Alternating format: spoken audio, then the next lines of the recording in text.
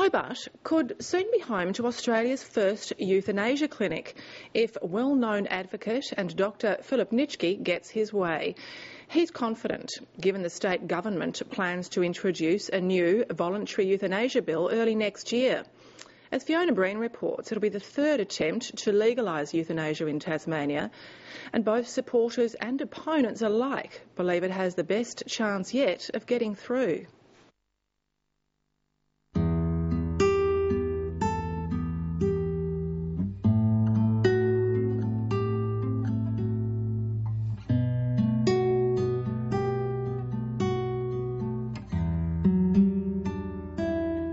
He spent the day playing with the grandchildren,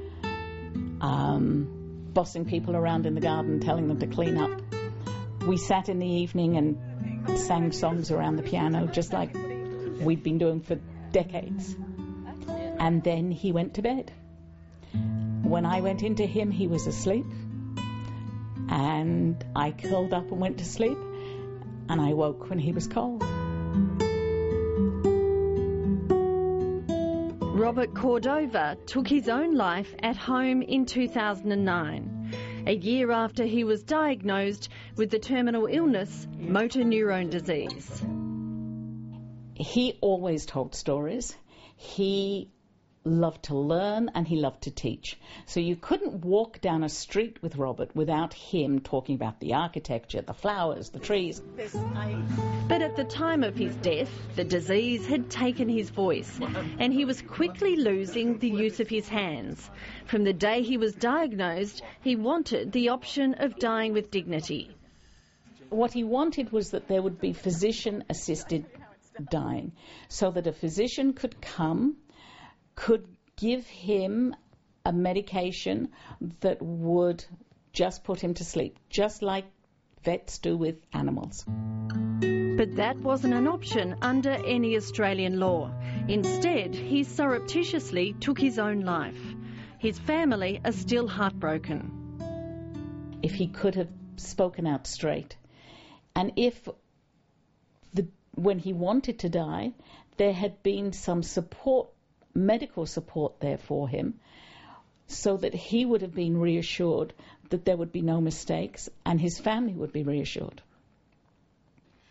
The Premier, Lara Giddings, and Greens leader Nick McKim are hoping voluntary euthanasia will be legal in Tasmania next year.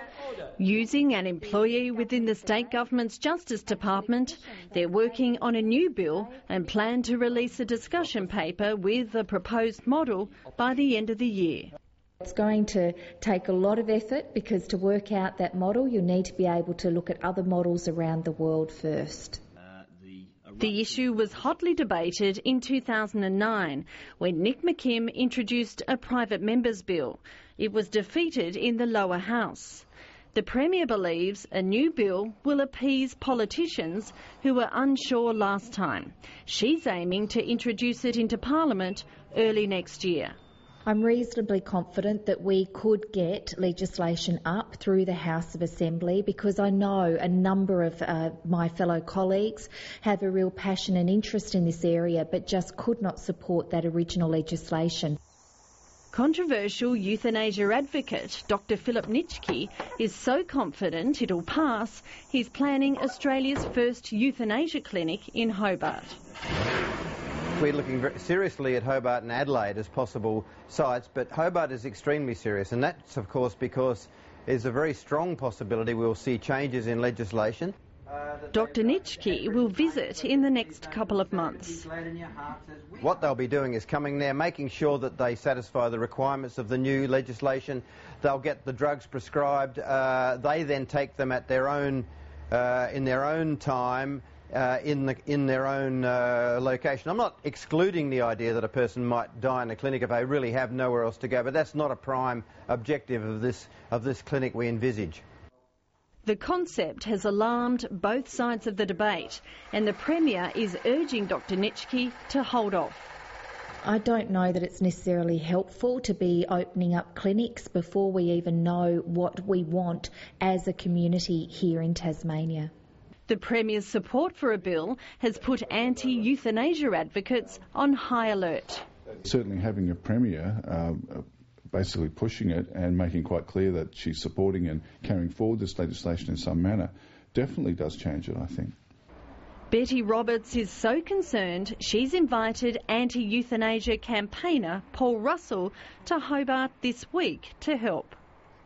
I'm very concerned about the possibility of euthanasia being legalised.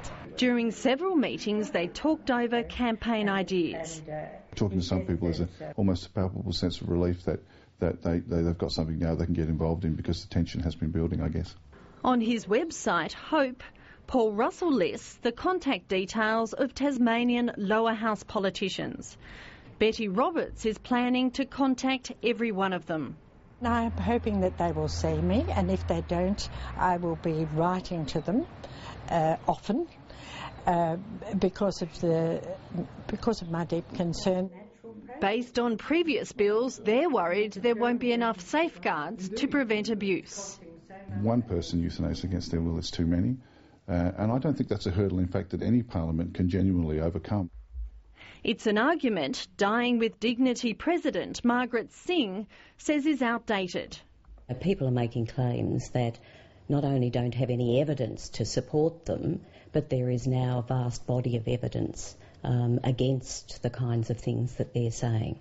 She believes the greatest threat to voluntary euthanasia legislation is confusion.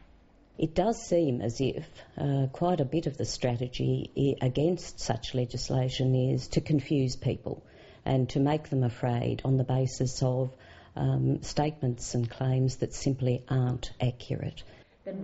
But the Premier is firm in her belief that most people want change. I have watched polling over the years which has consistently shown the vast majority of people in the community want some form of dying with dignity legislation.